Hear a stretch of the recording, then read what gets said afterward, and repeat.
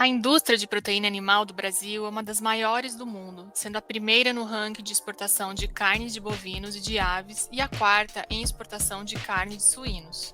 Com os efeitos das mudanças climáticas cada vez mais evidentes, a pressão vem aumentando pela descarbonização dos processos produtivos mundialmente. A indústria nacional de carne vem também buscando meios para a descarbonização.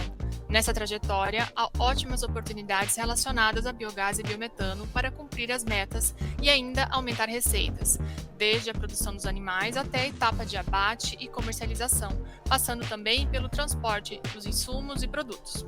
A descarbonização é um processo fundamental para reduzir as emissões de carbono e combater as mudanças climáticas.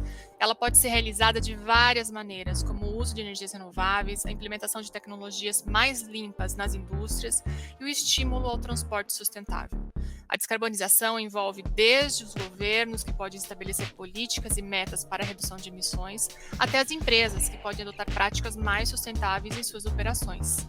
Além disso, a conscientização e a mudança de hábitos por parte da população também desempenham um papel muito importante. Sobre isso, vou conversar hoje com Ayrton Kunz, da Empresa Brasileira de Pesquisa Agropecuária, a Embrapa. Eu sou Leidiane Ferronato Mariani e este é o podcast da Amplum Biogás. Ayrton Kunz é pesquisador da Embrapa Suínos e Aves e, além de professor em diversos programas de pós-graduação, tem larga experiência em tratamento e aproveitamento de resíduos da produção animal e lidera diversos projetos de pesquisa e desenvolvimento relacionados a biogás. Está há alguns anos trabalhando no tema e conecta com louvor as cadeias da proteína animal e do biogás e biometano. Nós já tivemos a honra de ter Ayrton conosco no episódio 10 do podcast Amplum Biogás. Então eu sugiro que você acesse esse episódio para saber mais sobre o currículo de Ayrton e sobre tratamento de substratos e performance da digestão anaeróbia. Então, Ayrton Kunz, nosso convidado de hoje, seja bem-vindo. Muito obrigada por aceitar nosso convite novamente para trazer sua experiência e conhecimento para o nosso podcast. Olá, Leidiane, e todos que nos acompanham nesse podcast. É uma satisfação estar aqui com vocês e falar um pouco sobre um tema que eu gosto muito, né? Já milito nessa área, já não são mais anos, são algumas décadas. Obrigada mesmo pela presença, Ayrton. É uma honra ter você aqui, professor, mentor e parceiro em vários projetos que a gente trabalha. A ideia de hoje, assim, antes da gente falar do tema de hoje, que é a descarbonização das cadeias de proteína animal, eu gostaria que você nos contasse sobre o 6º Fórum Sul-Brasileiro de Biogás e Biometano, que vai ocorrer agora em alguns dias, né, em abril, entre 15 e 18 de abril, em Chapecó, Santa Catarina, e que a Embrapa é um dos realizadores. Conta um pouquinho mais pra gente e convida o público para participar do evento. Teremos agora, no mês de abril, o fórum acontece no dia 16 ao dia 18. Né? No dia 15, nós teremos alguns eventos paralelos, chamados pré-evento, né? Já com bastante atividade, reunião de grupos, e para discutir alguns temas que também são de interesse ao biogás. No dia 16 e no dia 17, nós teremos as plenárias, nós teremos o espaço de negócios, nós teremos a entrega presencial do prêmio Melhores do Biogás, no dia 16 à noite. Teremos também o Momento Startup, com algumas startups que foram selecionadas, estarão conosco lá apresentando seus pitches durante o fórum. E no último dia, no dia 18, teremos as visitas técnicas. 3 roteiros de visitas técnicas, com visitas a campo, para que todos entendam e compartilhem, né? Possamos compartilhar as experiências do que está acontecendo na prática, né? Com o biogás. E depois do dia 18, a gente vai para o hospital, para a UTI, porque quem organiza eventos sabe como é a energia, né, que drena quando você está na organização do evento, mas é algo extremamente prazeroso e a gente faz isso com bastante satisfação, esses dias de evento, mas realmente eles são bastante intensos, né, durante os dias que acontecem o evento, não só nesses dias, agora que nós estamos nos aproximando já do evento, muita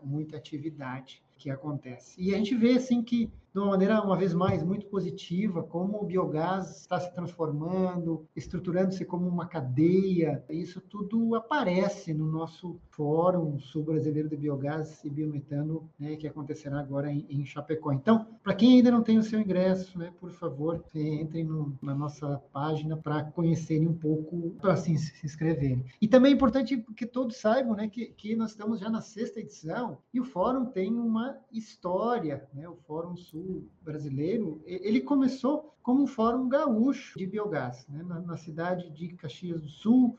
A UX foi a organizadora desse primeiro fórum. Depois ele aconteceu em Foz do Iguaçu, em que o Sei Biogás organizou. E aí, para se tornar um fórum sul brasileiro, a Embrapa entrou como uma das instituições que organizam o fórum, e aí nós tivemos, então, um fórum sul brasileiro com 3 instituições, uma de cada estado do Brasil, né? A UX no Rio Grande do Sul, a Embrapa aqui em Santa Catarina, e o Sei Biogás no estado do Paraná. E nós temos a SBERA, que é a Sociedade Brasileira dos Especialistas em Resíduos Agropecuários e Agroindustriais. Anotem isso, depois a gente vai fazer a pergunta de novo, o que significa SBERA, para vocês responderem. Ela é a organizadora, né, do evento, ela nos ajuda nisso, nessa parte de fazer gestão, né, contratação de pessoal, enfim, da parte financeira também é muito importante a participação da SBER. Então, ele roda todo ano por uma cidade, né, dos 3 estados do Sul, e sempre é uma experiência,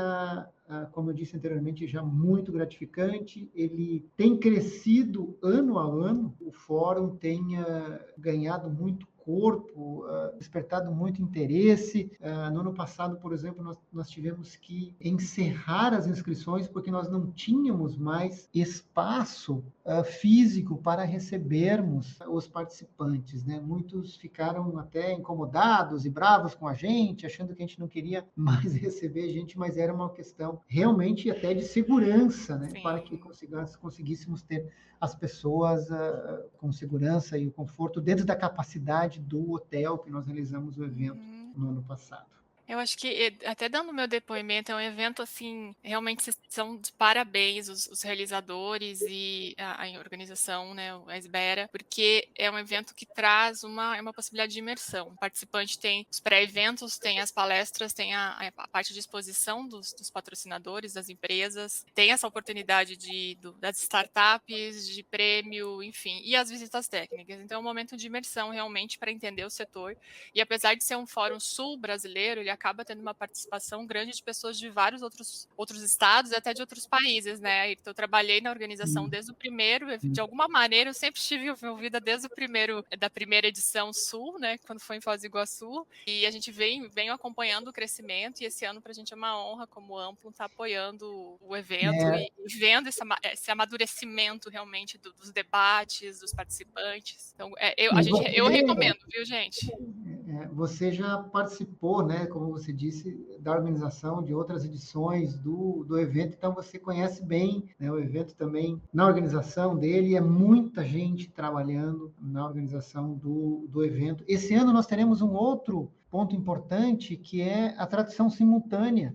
Uma demanda que surgiu para nós, estão vindo participantes estrangeiros para participar do fórum. Então, a gente teve uma demanda de tradução simultânea e nós teremos isso no fórum, né, nas plenárias. Temos participantes inglês, português e português e inglês. Nós tivemos já inscritos, eu estava até vendo isso no dia de hoje, participantes Holanda, Alemanha, China, Estados Unidos, Uruguai, mais outros países que eu não lembro agora, que me surpreendeu, assim, de várias regiões fora, não só na América Latina aqui, de outras partes, né? Europa, Ásia, tudo isso mostra, né, o interesse externo ao mercado brasileiro crescente de biogás. Acho que esse é o ponto que aí já nos conecta para a nossa conversa de hoje, né? Porque o tema do nosso podcast é exatamente o tema do primeiro painel de debate do fórum, dessa edição do fórum, certo, Ayrton? Certo. Uhum. Que é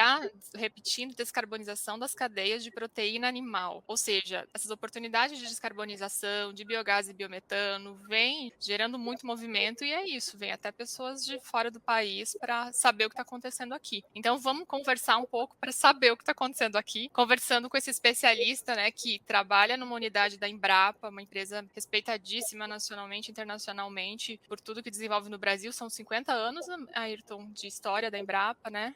A Embrapa completou esse ano 50 anos. Né, então, e aí essa experiência que no ano você passado, tem... desculpa. do ano passado, 2023, que vocês têm de trabalhar a cadeia da proteína animal, especialmente aí falando da unidade de Concórdia e também o biogás, é o que a gente quer explorar nesse podcast de hoje. E aí eu queria começar te perguntando, para quem é do setor de gás, de eletricidade, esse termo cadeia da proteína animal é um pouquinho distante. Você pode explicar de uma maneira simples, sucinta, o que é a cadeia da proteína animal e qual que é a importância desse setor para o Brasil, assim? Como esse setor é realidades em diversas regiões do Brasil. Então, essa cadeia, as cadeias, né?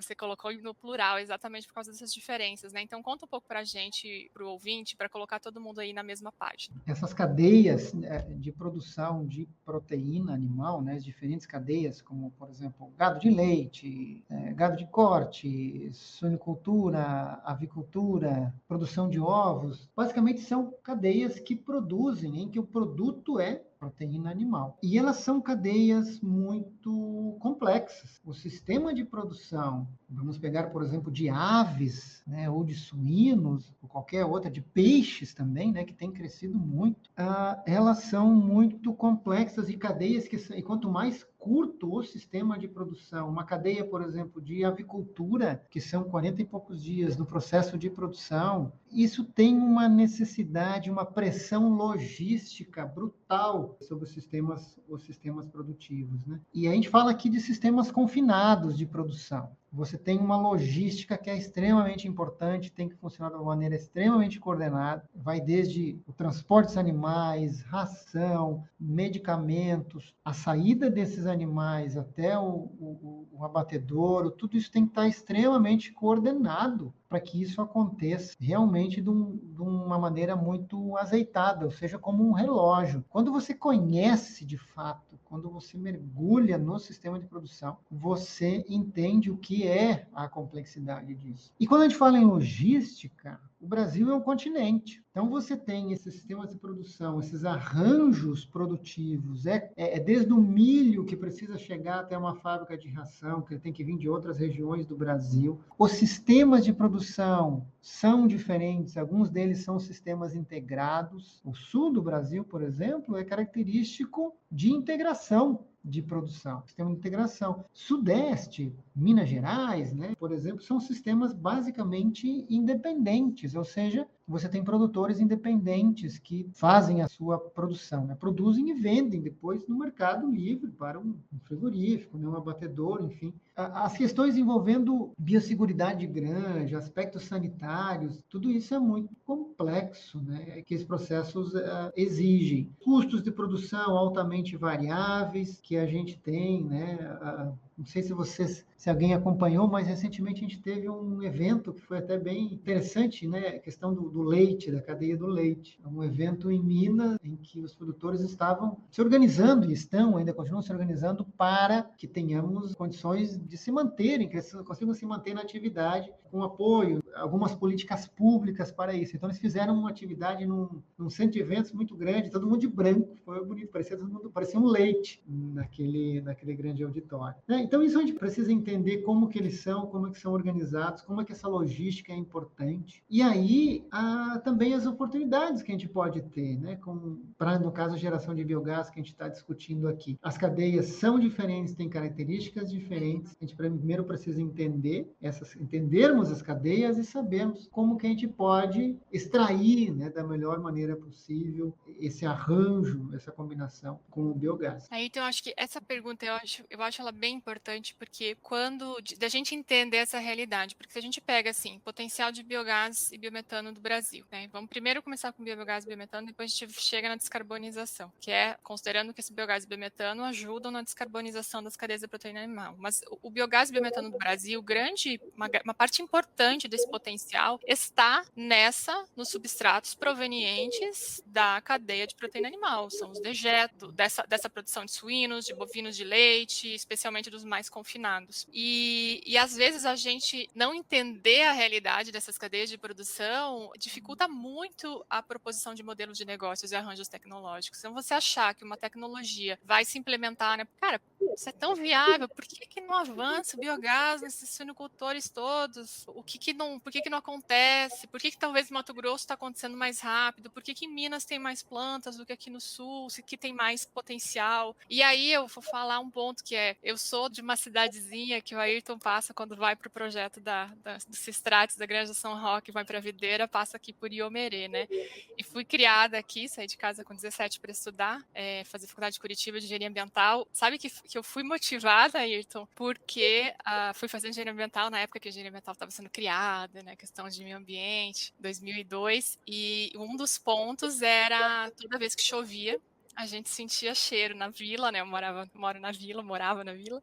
A gente sentia o cheiro dos dejetos de suínos. Que eu não sei se era porque a esterqueira ia por cima, ou alguém abria a esterqueira, ou mesmo tinha aplicado na agricultura e aí chovia, vinha o cheiro. Uma situação bem complexa. Mas a gente cresce numa região assim, a gente consegue entender com um pouco mais de facilidade a cultura, os desafios envolvidos nesse processo da cadeia da proteína animal. Até você falou da questão de logística, eu lembro que na rádio, todo dia, eles avisam quando que vai ser a coleta dos animais, família tal horário vai chegar o caminhão para fazer coleta. Então, eu acho que é bem importante que a gente fala em biogás e biometano, quem vem de outros setores, da cadeia do sucro, da cadeia do resíduo sólido urbano, da cadeia de gás, conversar e entender esse setor da cadeia com os especialistas para daí pensar as tecnologias. E aí, eu queria te aproveitar esse caminho esse raciocínio que eu estou fazendo, Ayrton, para entender assim, o que tem de oportunidade de biogás e biometano nesse setor da cadeia de produção animal. Então, tem relação com o substrato para gerar biogás, mas também com o potencial consumo do biogás e biometano, porque você falou em logística, e a logística é super complexa, então tem oportunidade aí também? Sim,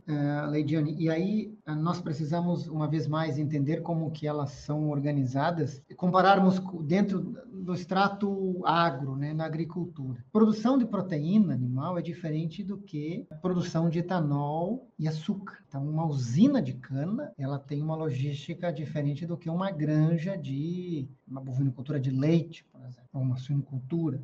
No arranjo da cana, todo o material vai para a usina e aí você tem ali concentrado os resíduos que podem ser utilizados para processo de geração de biogás. E essa é uma das razões que do ponto de vista de geração do agro, a cana é muito forte, por essa questão logística. Da produção animal, nós temos uma característica diferente, ou seja, os animais são produzidos nas granjas, o resíduo permanece ali nas granjas, e os animais são transportados para os abatedouros. Então, não vai tudo junto. Se encontra um caminhão transportando suínos, não tem um outro caminhão transportando os dejetos atrás juntos, né? Eles permanecem na propriedade, aí tem um arranjo do uso desses resíduos como biofertilizantes, o arranjo de biogás. Então, isso já é o primeiro ponto que é diferente, né? A gente tem que entender. E aí você pensar nos resíduos da produção animal dentro da granja, nesse primeiro extrato, seria dentro da porteira. Aí você tem o arranjo de biogás, dependendo da escala, do tamanho da granja que você tem, você pode ir para diferentes estratégias, né? Por exemplo, você monta um biodigestor, você usa isso para a geração de energia elétrica dentro da sua granja, pode aproveitar esse calor que é gerado ali também dentro da granja. O outro extrato, que é um que eu vejo que tem crescido bastante nos últimos anos, aproveitando os resíduos da produção animal, são unidades centralizadas, né? O Paraná tem avançado bastante nisso. Nessa lógica, você tira o resíduo da propriedade, ou seja, você abre a porteira e leva o resíduo também para uma unidade central, e você combina aí com outros resíduos, com outros substratos. E isso cria atratividade também, porque aí você pode ter plantas maiores, combinação de diferentes resíduos, e você começa a fazer o que eu tenho chamado de a segurança na cadeia de suprimento de substratos para o biogás, que pode ser resíduos ou pode ser outras fontes, como, por exemplo, culturas energéticas, né? A gente está com um projeto em curso agora na Embrapa, até nós teremos um dia de campo, no dia 3 de abril, né, na próxima semana, em que a gente vai discutir isso, um pouco, essa mistura desses materiais. E aí você faz o consórcio com vários desses materiais e você aumenta a escala e dá segurança, você consegue agregar mais tecnologia, e aí você pode pensar em arranjos como, por exemplo, processos de purificação do biogás para a rota de biometano e, consequentemente, a rota de mobilidade. E aí cai num ponto, né, que eu já falei várias vezes aqui na minha fala, que é logística. Logística dentro da cadeia de produção de proteína é muito importante. E essa logística hoje usa combustíveis fósseis. E se você pode utilizar combustíveis, substituir os combustíveis fósseis por fontes renováveis de energia, como, por exemplo, o biometano, que é renovável, você começa a ter uma pegada bastante interessante aí para o processo de descarbonização. Então, a gente tem, para quem convive ou vive nos ambientes de produção, sempre tem um caminhão de ração rodando para cima e para baixo, tem um caminhão transportando uma carne que é produzida Santa Catarina, aqui no oeste de Santa Catarina, onde nós estamos, que leva isso até o porto de Itajaí. Isso vai tudo por caminhão até o porto, né, para ser exportado. Então, tudo isso temos para nós aqui oportunidades dentro desse arranjo, e isso contribui muito, e pode contribuir muito para a descarbonização das cadeias de proteína animal. E aí, quando eu falo isso, todo realmente uma cadeia, não é só olhar a produção, ou seja, dentro da porteira, é a etapa de processamento também. Os frigoríficos são instalações industriais muito grandes. Não só, temos frigoríficos abatedouros pequenos também, mas os processos industriais são grandes, são demandantes de energia, e aí os resíduos aí da produção também podem ser utilizados aí dentro do processo produtivo, em substituição a outras fontes, como, por exemplo, o GLP. Sempre a gente precisa entender, eu vou utilizar o biogás, vou produzir biogás. Aí a pergunta tem que ser, onde eu vou utilizá-lo? Qual é a fonte de energia que eu posso substituir pelo uso do biogás? Isso tudo tem que ficar claro para a gente sempre pensar nisso, nessas possibilidades de substituição. E aí tem muitas oportunidades, Leidiane, dentro desse arranjo, né, que está na cadeia. Algo que desculpa só para concluir, algo que a gente tem percebido, que a gente pode explorar um pouco mais depois, são o estabelecimento de corredores, né? Os corredores azuis que se fala tanto aí no Brasil. Por que não corredores da proteína? Né? A gente usar isso para unidades que vão gerar biogás, vão gerar biometano para abastecer frota pesada. Já tem alguns casos, né, Tem. já tem aí alguns casos no Paraná Sim. surgindo, despontando e mostrando essa possibilidade. Acho que até vão ser apresentados no painel nos painéis do fórum. Então não é necessariamente novidade tecnológica, né, Ayrton? Dando um spoiler aqui sobre a programação, nós teremos no painel a apresentação de uma experiência disso de uma cooperativa de carga, né? A Coopercarga, que falará um pouco sobre isso, né? Sobre o estabelecimento desses corredores, né? Com que eles, um agente, né? Que são usuários, são demandantes de biometano, como que eles veem isso e eles vão falar um pouco da experiência deles sobre isso. Então, Ayrton, a gente está falando, deixa eu só fazer um fechamento parcial. A gente está falando de um setor, né, das cadeias de proteína animal, que tem um grande potencial de produção de biogás e biometano a partir dos dejetos, do substrato, sem nem entrar na questão de cultivos energéticos, que aí você soma ainda mais potencial nesse processo. Que na realidade, antes disso, vem uma demanda de tratamento. Então, a primeira coisa é tratamento, né? Essa é a primeira obrigação legal, é tratamento adequado desse dejeto, desse substrato, desse dejeto de suínos, de bovinos, enfim, que pode, por meio desse tratamento, se pode produzir biogás e biometano, nesse gás que dá do processo anaeróbio de tratamento. E deixando de emitir esse gás, a gente vai estar destruindo esse gás que seria emitido, aproveitando como biogás e biometano, a gente vai estar no caminho da descarbonização, certo? E ainda tem a rota de, aproveitando esse biogás para substituir combustíveis fósseis, é o segundo momento, a segunda oportunidade de descarbonização. Por que essa descarbonização é tão importante para essa cadeia que tem tanto destaque no Brasil? Primeiro, porque isso contribui para as metas nacionais, né? O Brasil assumiu os inventários que nós temos de emissões, a substituição de combustível fóssil, ela é interessante. Então, a descarbonização por si só, dentro desse, digamos aí, esse grande sistema, né, nacional de diferentes fontes, isso contribui muito. E a outra é dentro das próprias cadeias. O mercado vê isso de uma maneira muito positiva. Então, se a gente quer atingir mercados que são mais competitivos, né, o mesmo mercado nacional também, essa descarbonização de cadeia, de uma cadeia X, isso é bem importante para atingir mercado, para aumentar a competitividade. Então, essas carne de baixo carbono, carne carbono neutro, tudo isso, a Embrapa tem umas iniciativas nisso já. Tudo isso contribui de uma maneira positiva. E o biogás entra também como agente agregador para todos esses processos aí de descarbonização. Aí muitos devem estar pensando assim, bom, mas isso é muito complicado, tem que organizar a cadeia, todo esse negócio, é tudo muito disperso.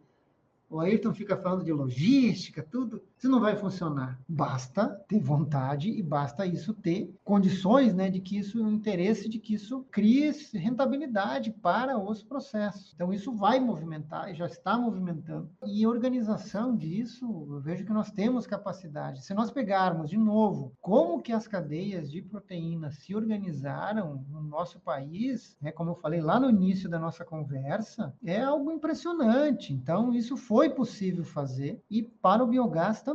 A gente aproveita outras experiências nisso, né? Eu tenho refletido bastante sobre isso nesse último ano, né? Principalmente, eu vejo que aí tem essas oportunidades. Então, por exemplo, por que não um integrador de biometano? Como nós temos um integrador de suínos, nós temos um integrador de aves, um integrador de bovinos, por que não um integrador de biogás, né? Parece meio sem sentido, mas é aproveitar as experiências que nós temos dentro do agro para uma outra cadeia, na estruturação de uma outra cadeia. Eu vejo que isso são oportunidades aí, por exemplo, para as agroindústrias. Elas conhecem, elas sabem, elas entendem os modelos de integração. E como integrar, elas sabem como fazer isso. A cadeia da piscicultura é um exemplo recente disso. A produção de peixes, ela avançou muito rapidamente em poucos anos no Brasil. Por quê? O modelo de integração.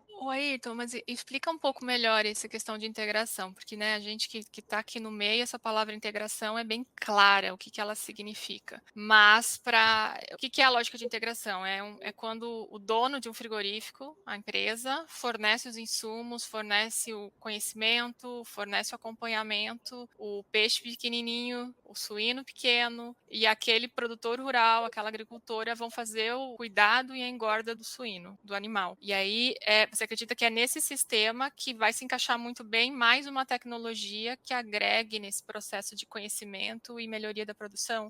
A integração é mais ou menos isso? E qual que é a diferença da integração com uma empresa? Você tem vários modelos, né, de integração entre produtor, uma cooperativa, uma agroindústria, tem vários modelos que eles celebram contratos entre eles e ok, está celebrado o contrato, eles executam isso da melhor maneira com compromissos. Você tem um abatedouro para 5.000 animais a serem abatidos por dia, né, suínos, você tem que ter um sistema que permita que cheguem até esse abatedouro 5.000 animais por dia. Todo dia. Todo dia. E diferentes localidades. Diferentes né? locais. Isso chega, porque você não vai ter um abatedouro que ele tem capacidade para 5.000, um dia ele recebe 1.000, outro dia 2.000, outro dia 4, e aí volta para 2.000. Ele está desenhado para que ele receba, para que ele opere nessas condições. Ó, a gente vai abater, nossa capacidade são 5.000, mas agora nos próximos 3 meses a gente vai abater 4.000, porque a gente está aqui realojando, né, realocando algumas regiões e tudo.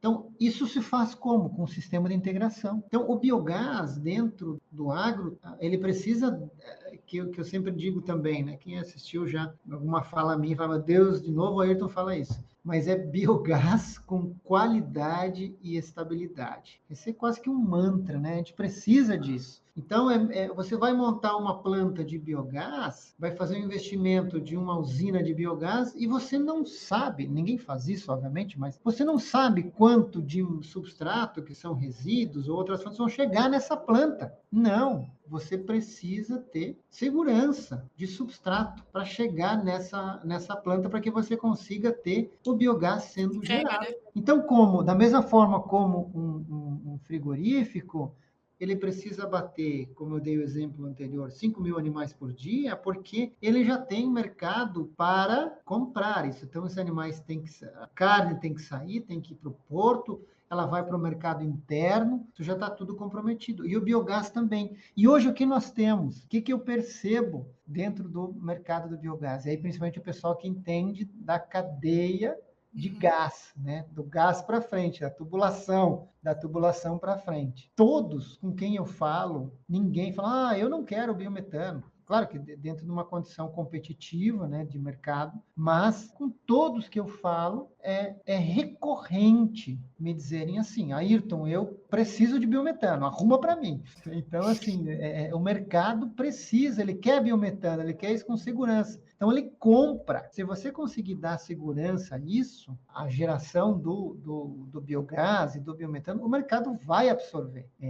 Então, essas plantas precisam dessa segurança para conseguir dar vazão a esse biogás, que ele pode ir para ser injetado de uma rede de gás natural, ele pode ter um outro modelo de negócio, o autoconsumo, enfim, isso tudo é muito importante. E aí a gente observa que os modelos de negócio de biogás que têm uma experiência de sucesso estão baseados nessa lógica aí de segurança. Quer seja uma autogeração e autoconsumo dentro de uma planta frigorífica, sempre quanto você precisa de biogás por dia aqui para essa planta? Eu preciso de 4.000 metros cúbicos de biogás. Então, já se faz o arranjo. Garante aí, né? E garante aí. E a gente passou isso alguns anos recentes, a gente teve décadas, né, atrás, assim, a história do biogás no Brasil, é importante que a gente saiba isso, não negligencie, como diz a frase, né, o povo que não conhece o seu passado, a sua história, está fadado a repeti-la. Então,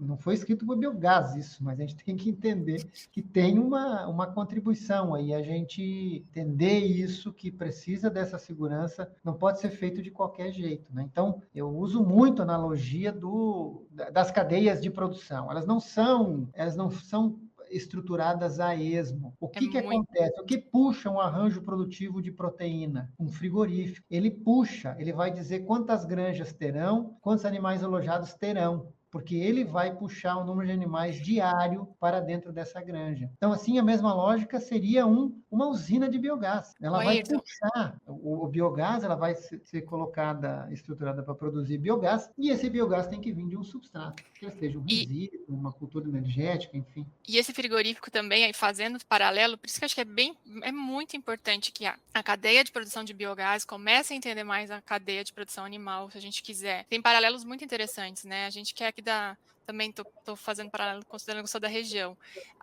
O frigorífico, a integradora, a cooperativa, ela também vai dando tom do nível tecnológico, das exigências de sanidade, aos poucos, então, inclusive porque é a questão de garantia de abastecimento, de sanidade, de segurança. Então, também é a mesma coisa, se você instala um frigorífico, vai dando tom do desenvolvimento daquela região, com o tempo, o nível tecnológico, o nível de produção daquela agricultura também vai melhorar, né, Ayrton? Exatamente. Isso tudo, no caso das cadeias de proteína animal, eles têm coeficientes técnicos de produção para que isso chegue um produto, né, padronizado, né? No frigorífico, que chegue na gôndola do consumidor com padrão de qualidade. Então, há muito estudo, muito trabalho atrás disso, né? Eu visitei certa vez um abatedouro fora do Brasil, num outro país, em que eu vi era de aves, mas completamente fora de padrão, as aves chegando com tamanhos diferentes.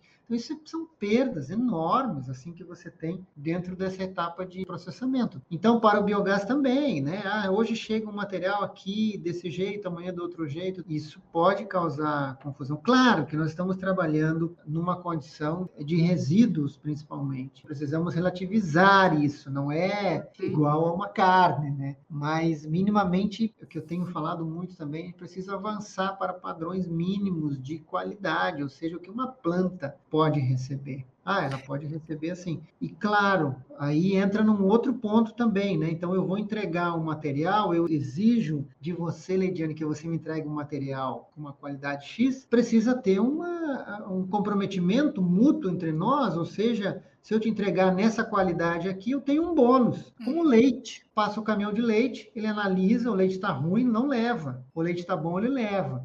Chegou lá no laticínio, o leite está muito bom, né? Ele é um produtor exemplar, tudo, ele ganha bônus. Da mesma forma, né, a gente trabalhar isso com o biogás, porque todos ganham, todos acabam ganhando com isso. E aí esse é o caminho para a gente desenvolver esse setor de biogás e biometano do ponto de vista de energia e do ponto de vista de potencial de descarbonizar essas cadeias e a gente garantir a competitividade dessa carne produzida, especialmente a exportada, né? Porque cada vez mais a gente vem vendo barreiras, a Europa tem barreiras de taxação de carbono, né? Olha a discussão, né, que tem agora na Europa, a questão desse acordo União Europeia, Mercosul, né, como que o mercado europeu é muito, ele vê ameaças, né, com relação ao Brasil. Quando tu fala Mercosul, eles estão olhando para nós, estão olhando para o Brasil. E o Brasil é um grande player mundial nas cadeias de proteína animal, não só de animal, vegetal também. A gente é produtor, exportador de uma série, né? Está no top do ranking de várias cadeias. Então, isso, nós não estamos ali porque estenderam um tapete vermelho para o Brasil. Olha, o Brasil agora vai ocupar esse espaço.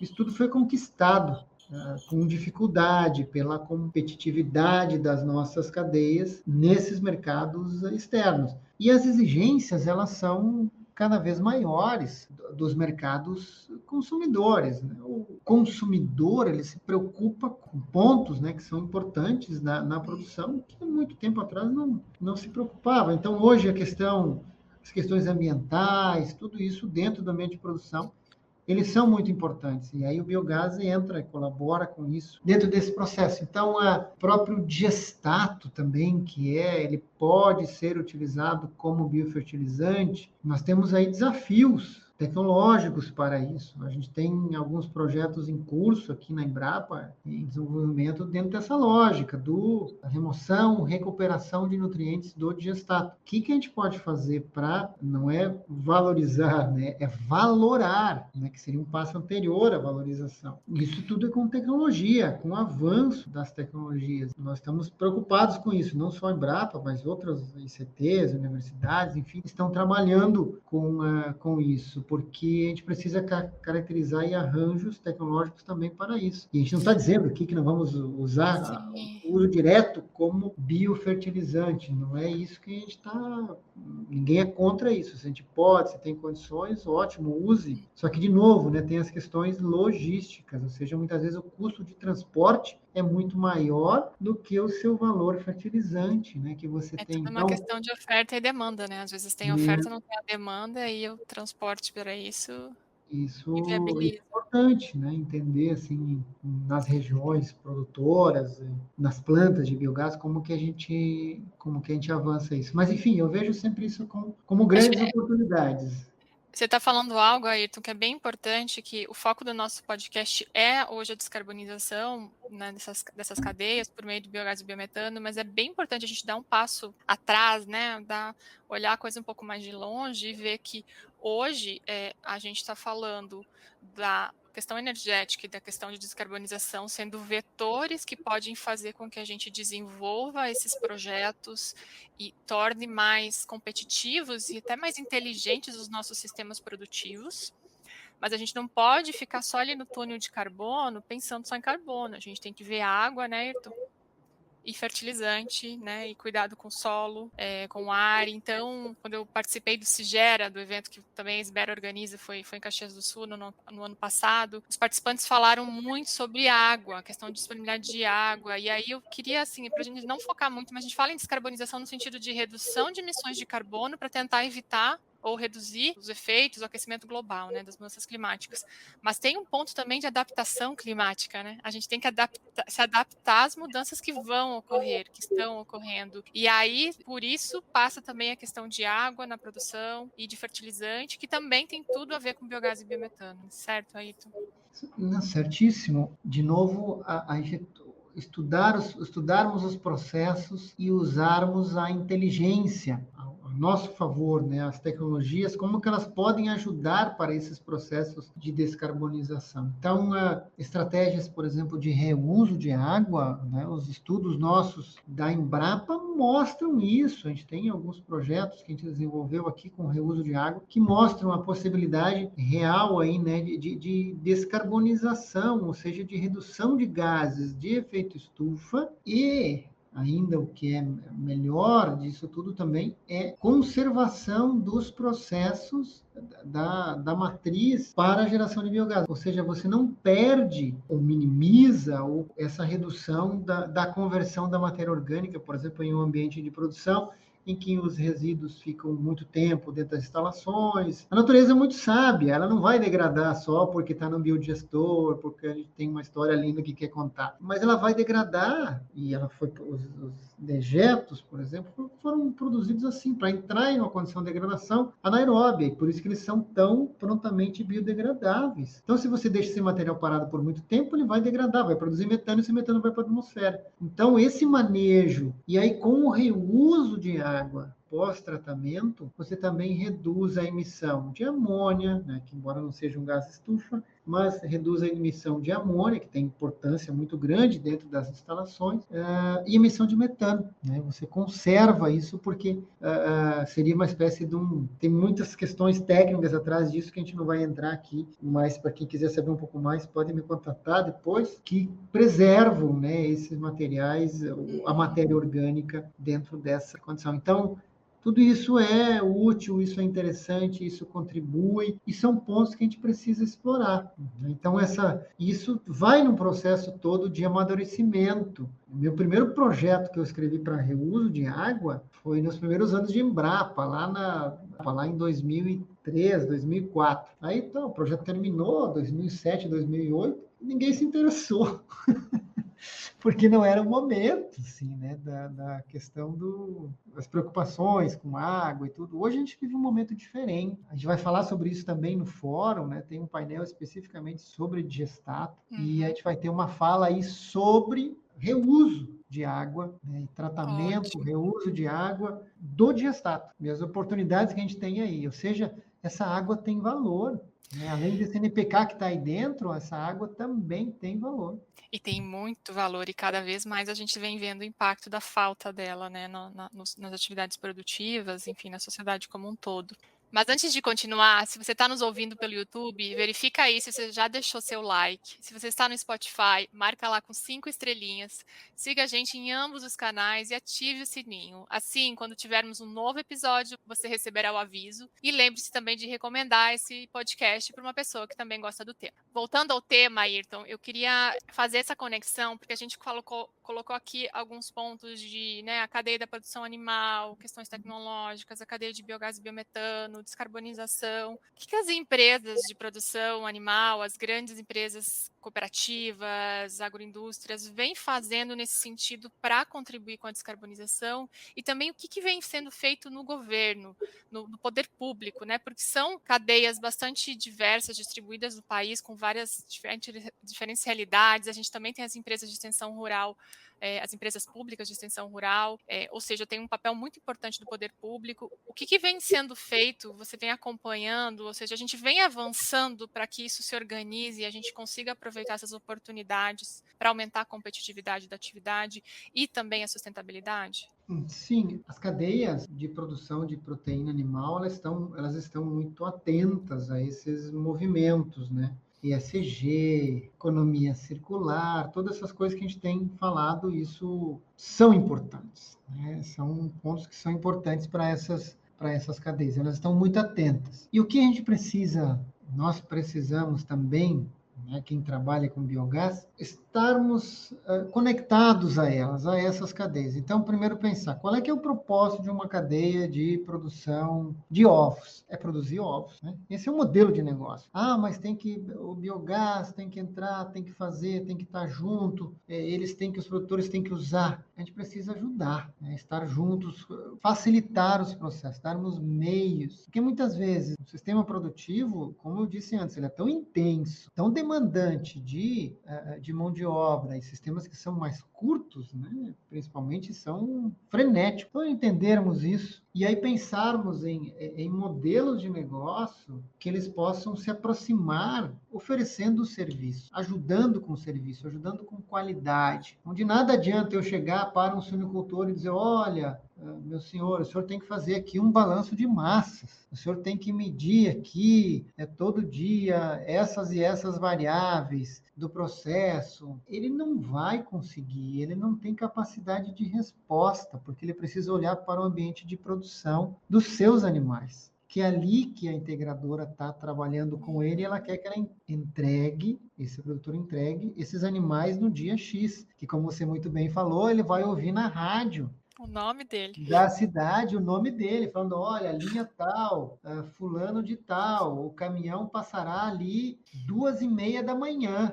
Fala, não, 2h30 da manhã, não, eu estou dormindo. Não, gente, esse negócio funciona a noite inteira. É assim que funciona, né? E ele sabe que vai ter que estar com os animais prontos para entregar para o caminhão que vai passar, que vai levar para o frigorífico, que já está esperando aqueles animais dele, né? Está tudo mapeado esse processo. Então, isso que a gente precisa entender, e o biogás se aproximar dentro dessa lógica. Essa especialização do biogás também contribuirá muito para o sucesso. E é algo que eu tenho observado também, assim, recentemente, essa lógica de organização do serviço, o que acontecia até muito pouco tempo atrás, dentro do ambiente de produção, né? Sinocultura, principalmente. Então, vinha alguém que vendia o biodigestor, o outro vendia um gerador, outro vendia um purificador de biogás, e o produtor estava lá com os animais dele, problemas que ele tem que resolver, a conversão alimentar, e aí você tem toda essa complexidade com diferentes atores que venderam um processo para ele que ele não conhece muito bem, e que quando dá algum problema ele tem que ligar para o A, que diz que o problema não é do A, que é do B, que diz que é do C, é muito complexo. Então hoje nós já temos empresas que entregam o chave na mão, ou seja, e inclusive prestam o serviço, compartilham esse modelo de negócio com ele, ou seja, diminui os riscos. E o produtor que está lá, ele quer isso, todos nós, né, queremos um serviço que seja de qualidade, que obviamente participe desse negócio, mas que não sobrecarregue, né, a mão de obra, que obviamente eu terei que colocar essa mão de obra principalmente dentro do sistema produtivo pelo qual minha granja foi construída. E Ayrton, e do ponto de vista, porque aqui você já deixou uma mensagem para quem é da cadeia do biogás e biometano e quer entender entrar mais nessa cadeia da proteína animal. E agora, do outro lado, que mensagem você deixaria para as empresas do setor de proteína animal que estão buscando e estão sendo pressionadas a buscar a descarbonização, né? Antes no escopo 1, escopo 2, aí o escopo 3, que normalmente a produção de animais já está no escopo 3, mas que estão seguindo essa trajetória, que mensagem você deixaria nesse sentido de como se adaptar, contribuir e internalizar o biogás e biometano nos seus processos?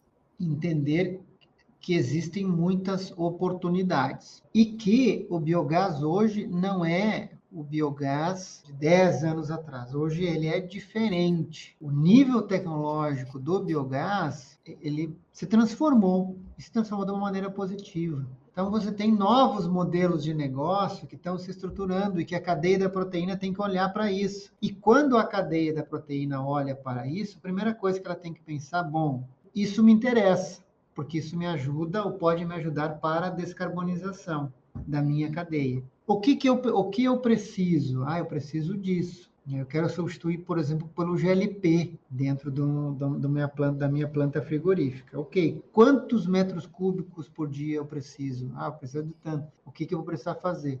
Aí a conversa com as empresas do biogás, dizendo, olha, eu preciso disso. Aí a empresa vai dizer, ó, a tecnologia é essa, e obviamente o substrato que você precisa de tantas toneladas por dia para que você possa ter esse suprimento. Então, entender isso, né? Não, cada um no seu quadrado, mas entendendo que tem pontos sensíveis que são importantes. Como eu já falei antes, as experiências de sucesso que nós temos hoje estão todas alicerçadas nisso. Seja essa integração, o entendimento com diferentes cadeias, ou seja, nós não podemos esperar que a cadeia da proteína ela vá fazer o que faz a cadeia do biogás. Por quê? Por uma razão muito simples. Não é o modelo de negócio dela. O negócio dela é produzir proteína. Assim como a cadeia do fertilizante. Precisa olhar também para a cadeia do biogás.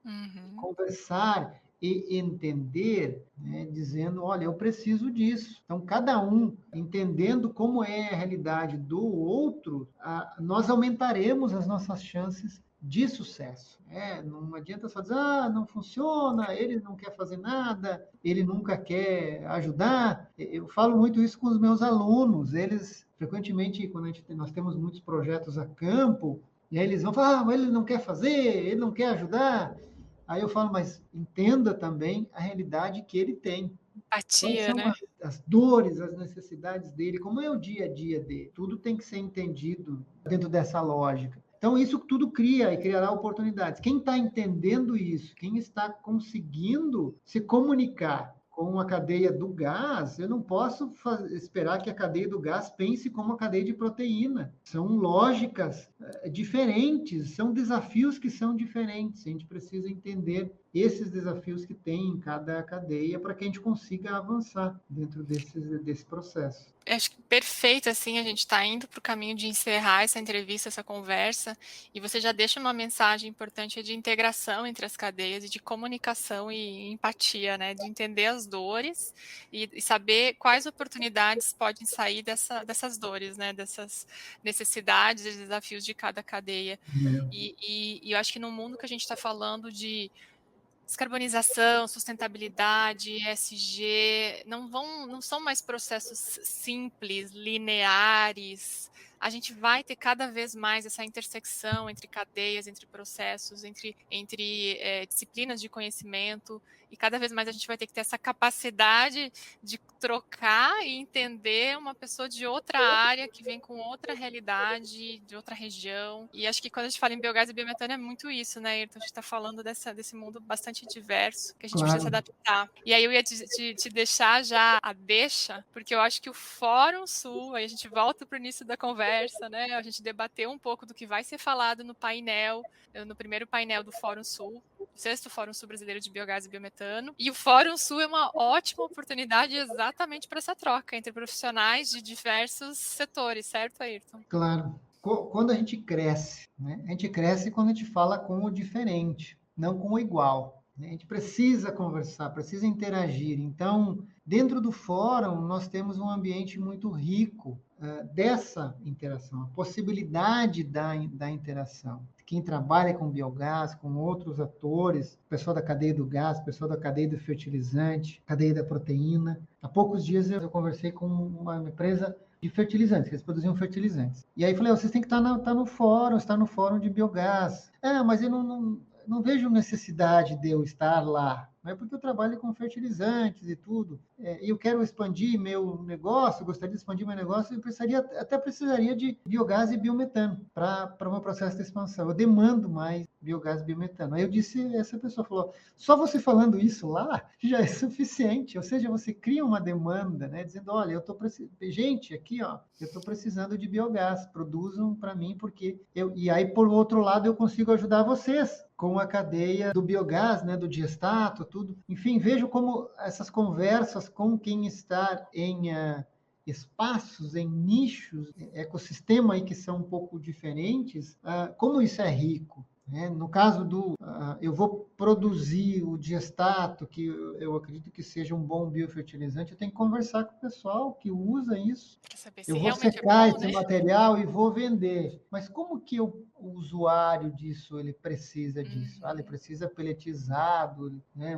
Isso tudo é importante entender essa interação e é o que nós procuramos fazer no fórum, é esse espaço de interação entre os diferentes atores, ou seja, que as pessoas conversem, que elas estejam ali no espaço de negócio, conversando entre elas, inclusive compartilhando dificuldades que têm, porque para mim pode ser uma dificuldade muito grande e para você, Leidiane, não, Ayrton, isso aí é muito fácil. Aí eu falo, é fácil para você, para mim é difícil. Aí você fala, eu te ajudo, né? Então, me ajuda aqui que eu te ajudo aí. Então, você cria oportunidades de negócios, e eu já vi isso nos fóruns recentes de uma maneira muito positiva e faz com que a gente pense, ó, vale a pena, né, a gente gastar tanta energia assim para Para organizar o na evento, né? organização, né? As pessoas vêm de empresa, ó, eu encontrei uma outra empresa aqui que eles produzem tal coisa que eu nem sabia que existia no Brasil e isso eu estava procurando há muito tempo, isso vai ajudar muito Uhum. no meu negócio. Né? Essas coisas, Perfeito. só isso já ajuda e faz com que a gente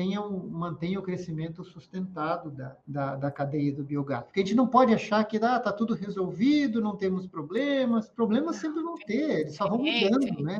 Vão Uhum. mudando os problemas. E aí, Ayrton, então vai ser de 16 a 18 de abril em Chapecó, oeste de Santa Catarina, certo? O site Exatamente. é www. Biogás e biometano.com.br, tudo junto, né? Lá tem Uhum. todas as informações sobre como é que vai ser o fórum, o local, o que vai ser, como você pode fazer sua inscrição, né? Como eu disse, teremos agora uma virada de lote já agora no início do mês de abril. Então, corro, né, para vocês fazerem a sua inscrição antes da virada de lote. E esperamos, né, ver todos vocês lá. Sempre é uma alegria nós estarmos presencialmente nos encontrando. Uma experiência legal que foi assim a primeira edição do fórum, né? Você lembra disso em Caxias do Sul? O pós-pandemia, o presencial, assim, a alegria das pessoas estarem lá, poderem se encontrar, né? Poderem conversar, poderem tomar um café, né? Esse contato entre as pessoas, a gente não consegue ainda substituir Tem muito por esse valor, ambiente, tem né? O calor muito. humano, né? O ser humano ele é gregário, ou seja, ele precisa desse contato. Isso é muito bom para todos nós, né? E sempre é muito legal a gente estar lá no evento, encontrar as pessoas e, né, dar um abraço nos amigos que estão há tanto tempo aí militando, gente nova, né? Esse ano uma coisa interessante que a gente percebeu nas inscrições que nós temos até agora, tem muita gente nova que já se inscreveu, está Que, entrando que bom, no biogás. Então que isso bom. é Mais gente chegando para fazer acontecer, né? Para conectar os pontos e fazer isso acontecer. isso aí. Ayrton, quer deixar uma mensagem final para os nossos ouvintes? Já Ah, deixou, né? Já convidou para o evento? assim, Fique à porque, vontade.